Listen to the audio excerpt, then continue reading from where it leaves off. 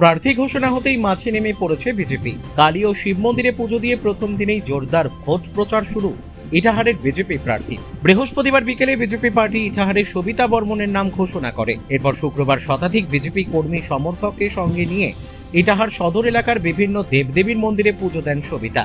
এরপর মিছিল করে রাস্তার দুধারের মানুষদের সঙ্গে জনসংযোগ করে পোরশা এলাকায় যান প্রার্থী। রাস্তায় বিভিন্ন মনীষীদের প্রতিকৃতিতে শ্রদ্ধা জানান প্রার্থী। এরপর বিজেপি প্রার্থী মিছিল করে পোরশা এলাকায় পৌঁছে ঝুমুরকালী মন্দিরে পুজো দেন। তারপর তিনি ইটাহার পঞ্চায়েত এলাকার পোরশা ও পাইকপাড়া বুথে পাড়ায় পাড়ায় প্রচার শুরু করেন। প্রচারে গিয়ে বিজেপি প্রার্থী রাজ্য জুড়ে মহিলাদের উপরে নির্যাতন ও লাঞ্ছনা রুখতে ইটাহারে মহিলা শক্তিকে প্রতিষ্ঠা করতে পদ্মফুল চিহ্ন ভোট দেওয়ার আহ্বান জানান। বিজেপি প্রার্থীকে স্বাগত জানাতে দেখা যায় এলাকার বাসিন্দাদেরও। আজকে প্রথম দিনের প্রচারে নামলেন, মাঠে তৃণমূলেরও প্রার্থী ঘোষণা হয়েছে আর সিপিআইয়েরও প্রার্থী ঘোষণা হয়েছে। আপনি কালকে ক্যান্ডিডেট ঘোষণা হয়েছে, আজকে মাঠে নামলেন, কিভাবে প্রচার শুরু করলেন?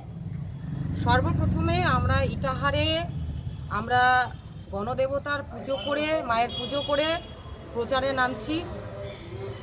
তাই আমরা সরাইদিঘি শিব মন্দিরে পুজো করলাম, ভারত সেবা আশ্রমে পুজো দিলাম, তারপরে আমরা জয়কালী মন্দিরেও মাকে পুজো দিয়ে আমরা ঝুমুরকালী মন্দিরেও পুজো দেব।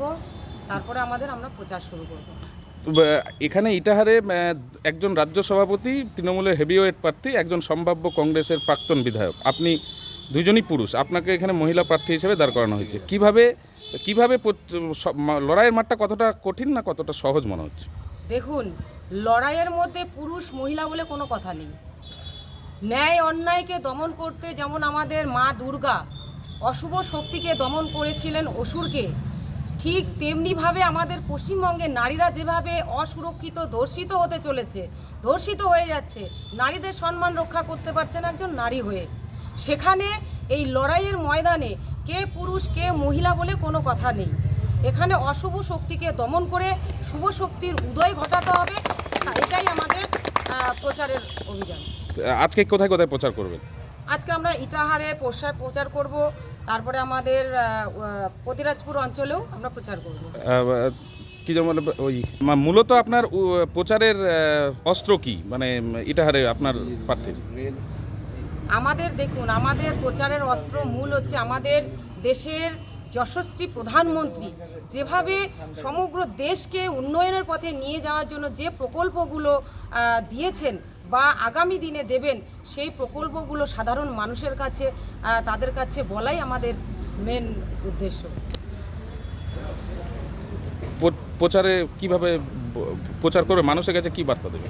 দেখুন, আমাদের দেশের যশস্বী প্রধানমন্ত্রী যেভাবে দেশকে উন্নয়নের পথে এগিয়ে নিয়ে চলেছেন এবং আগামী দিনে এই দেশ থেকে এই পশ্চিমবঙ্গের তৃণমূল সরকারের অপশাসিত সরকারের যে দুর্নীতিতে ভরে গেছে, সেই দুর্নীতিগুলোকে উপড়ে ফেলার জন্য আমাদের কেন্দ্রীয় সরকারের প্রধানমন্ত্রী যে প্রকল্পগুলো আসতে চলেছে এবং যেগুলো আমাদের এই রাজ্যের সাধারণ মানুষ পেয়ে চলেছে এবং আগামী দিনে আরও ভালো ভালো প্রকল্প পেতে চলেছে, সেই বার্তাগুলো নিয়ে আমরা মানুষের কাছে প্রচার শুরু করব। ইটাহার থেকে দিবাকর মজুমদারের রিপোর্ট, কুলিক নিউজ।